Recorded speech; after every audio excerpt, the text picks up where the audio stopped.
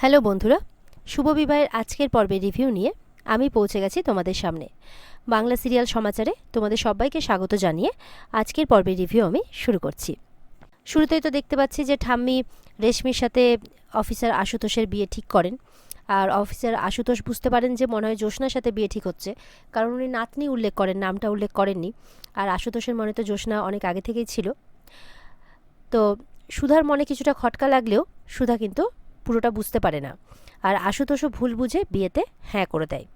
তো এই শুনে তো বসু মল্লিক পরিবারে একটা আনন্দের আবহাওয়া বইতে থাকে। এদিকে তো সুধাদের বাড়িতে তৃণা, বিচ্ছু আর অঙ্কুশ মিলে ক্যারাম বোর্ড খেলছে, আর সবাই সেটার মজা দেখছে। এরপরে ঝিনুক এসছে অঙ্কুশের সাথে কথা বলতে। তখন দোয়েল বলছে, আমি আপনার হয়ে খেলছি, ততক্ষণে আপনি ঝিনুকের সাথে কথা বলে নিন।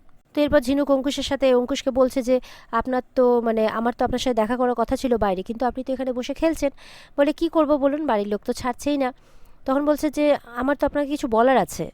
অঙ্কুশ বলছে, এটাই বলবেন তো যে আপনার এই বিয়েটা করার কোনো ইচ্ছে নেই, আপনি হয়তো অন্য কাউকে ভালোবাসেন। ঝিনুক অবাক হয়। অঙ্কুশ বলছে যে আমি মজা করছিলাম। বলে এরকম মজা কিন্তু আমার পছন্দ নয়। এরপরে আরও কোনো কথা বলতে যাবে কি তৃণা এসে জোর করে অঙ্কুশ আর ঝিনুককে খেলার ওখানে নিয়ে চলে যায়। এবার তো ঝিনুকের আর কথাগুলো বলা হয় না, মনে মনে বলছে আমার তো কথাগুলো বলাই হলো না। এদিকে সুধার মা উঠছে ভাত বানাতে, আর অঙ্কুশ বলছে আমি ঝটপট তাহলে সবার জন্য পিঁয়াজি বানিয়ে নিয়ে আসি। আর ওদিকে জেঠিমা আর অদিতি মিলে এই অঙ্কুশের সাথে ঝিনুকের বিয়েটা কিন্তু একেবারে পাকা করে ফেলেছে। ওদিকে দেখা যাচ্ছে অক্ষয় তৃতীয়া উপলক্ষে সুধা তাদের দোকানের ওখানে এসেছে। সুধা আছে, তেজ আছে, সমুদ্র আছে, সঙ্গে ঝুম্পাও আছে। তো সুধা বলছে এই দিনটাতে আমরা অনেক বড় করে আয়োজন করি, আমাদের দোকানটাকে খুব সুন্দর করে সাজাই, ভালো লাগে, সব ভাই বোনরা মিলে আমরা এখানে আনন্দ করি। তখন তেজ বলছে আপনি আগে বলতে পারতেন, তাহলে আপনাকে আগে এখানে রেখে যেতাম, এরপর থেকে হলে আপনি কিন্তু আগে বলবেন, ঠিক আছে? আপনার এই আনন্দের মুহূর্তগুলো আমি চাই না আপনার কাছ থেকে কেড়ে নিতে। তো এইভাবে বলছে। তো সুধা বলছে চলুন আমরা আগে ফুলমালাগুলো কিনে নিই, তারপর দোকানের দিকে যাব। তখন ওখানে একজন চেনা পরিচিত বয়স্ক ভদ্রলোকের সাথে দেখা হয়। সুধাকে বলছে কিরে কেমন আছিস? বলছে হ্যাঁ আমি তো ভালো আছি, আমি দোকানের দিকে যাচ্ছি। তখন এটা শুনে তো বলছে দোকান? কোন দোকান? তোদের দোকান তো আর নেই, সেটা তো কাতলার কাছে কবে তোর দাদা বন্ধক রেখেছে। এটা শুনে কিন্তু সুধা অবাক হয়ে যায়। কি বলছেন? সুধার সাথে সাথে তেজ আর সমুদ্র সবাই অবাক হয়। তখন আরেকটি লোক আসে, বলছে হ্যাঁ ও তো অনেকগুলো টাকা নিয়েছিল, কিন্তু সেই টাকাটা শোধ করতে পারেনি বলে আমি দোকানটা কিনে নিয়েছি, এই যে মিষ্টি দিতে যাচ্ছি অক্ষয় তৃতীয়ার তোমাদেরই বাড়িতে, এমন করে বলছে। সুধা বলছে না এটা হতেই পারে না, আমি যাচ্ছি এক্ষুনি গিয়ে দেখছি দোকান। বলে আরে গিয়ে কোনো লাভ নেই, যেটা বলছি সত্যি বলছি। সুধারা কিন্তু এটা শুনে খুব অবাক হয়ে যায়। সুধারা এসেছিল এখানে রেশমির বিয়ে সুখবরটাও দিতে। দোকানে সমস্ত কিছু করে নিয়ে বাড়িতে যাবে, বাড়িতে গিয়ে সুখবরটা দিবে। তার আগে যে এরকম একটা খবর সুধারা পাবে, এটা সুধারা কল্পনাও করতে পারেনি। ওদিকে ঝিনুকের আশীর্বাদ ঠিক হওয়াতে সুধার মা কিন্তু সুধাকে ফোন করেছিল, এই লোকগুলো আসার আগেই ফোন করেছিল। আর সুধাও মজা করে বলেছিল না মা আমি তো খুব ব্যস্ত, আমার আজকে কিছুতেই আসা হবে না, আমি পরে তোমার সাথে কথা বলবো। তো এরকমও কথোপকথন হয়েছিল। তার মাকে ভেবেছিল সারপ্রাইজ দেবে গিয়ে, কিন্তু সবটাই তো অন্যরকম হয়ে গেল। যাই হোক, ওদিকে বাড়িতে ঝিনুক কিন্তু এটা বলাবলি করছে তার মাকে যে দিদি কিন্তু তোমার অসুখ, তারপর দোকান বন্ধক দেওয়া, এসব ব্যাপারে কিন্তু কিছুই জানে না। যেদিন এই ব্যাপারগুলো জানবে সেদিন কিন্তু খুব দুঃখ পাবে, এটা মনে রেখো। তার মা তো তখন চিন্তায় পড়ে যায়।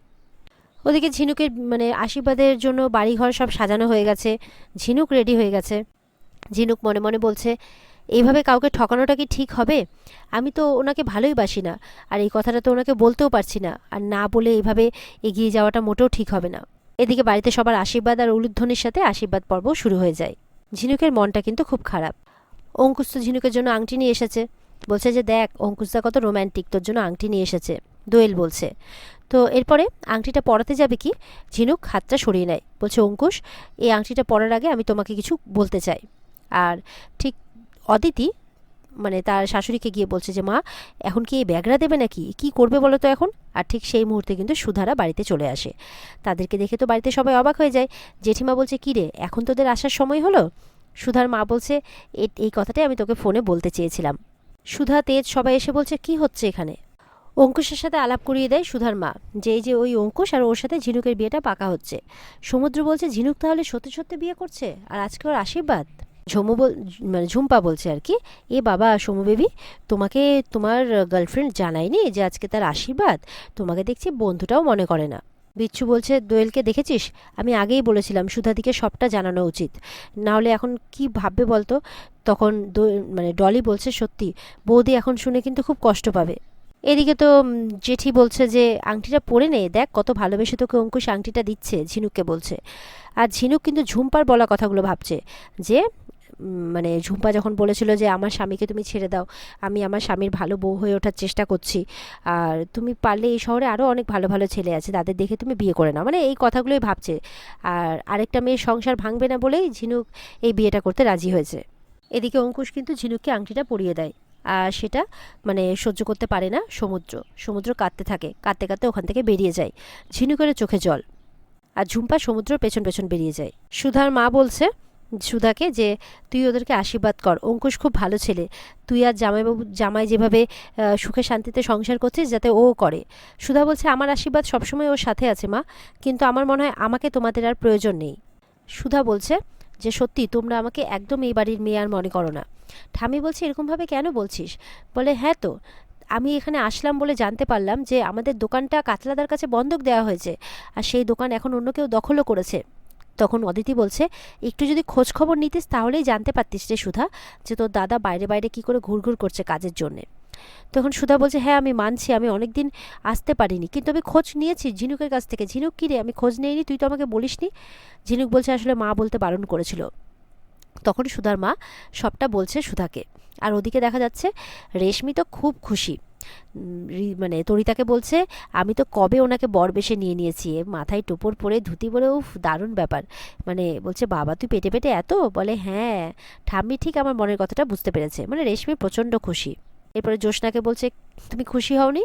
বলছে আমার বোন খুশি হলেই আমি খুশি। জ্যোৎস্না বলছে আমি নিশ্চিত যে মানে আশুতোষ বাবু তোকে খুব ভালো রাখবে, খুব ভালো মানুষ উনি। রেশমি বলছে আমিও ওনার সাথে খুব ভালো থাকবো। এদিকে আশুতোষ জ্যোৎস্নাকে ফোন করেছে। জ্যোৎস্না তো অবাক, অফিসার আমাকে কেন ফোন করছে? তো আশুতোষ বলছে আসলে আমি আপনাকে ফোন করলাম যে আপনাকে জিজ্ঞাসা না করেই আমি ঠাম্মিকে হ্যাঁ বলে দিলাম।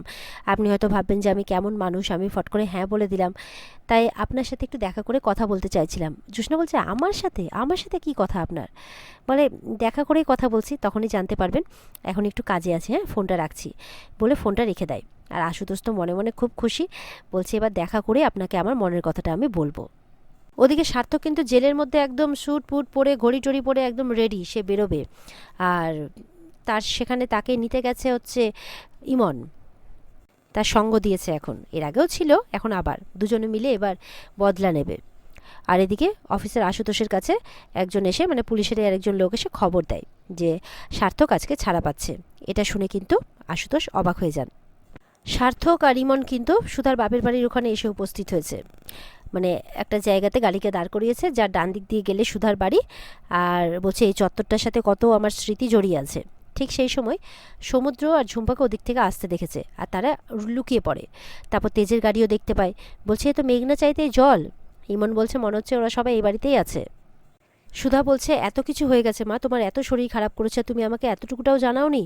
তেজ বলছে সামান্য কটা টাকার জন্য আপনারা তো আমাকে বলতে পারতেন, আমার তো বেশি সময় লাগতো না টাকা জোগাড় করতে। অঙ্কুশ বলছে আমাকেও জানাতেন, আমি আমার সাধ্যমতো চেষ্টা করতাম। তখন ঠাম্মি বলছে ছিছি, বাড়ির জামাইদের কাছ থেকে কি করে নিতে পারি।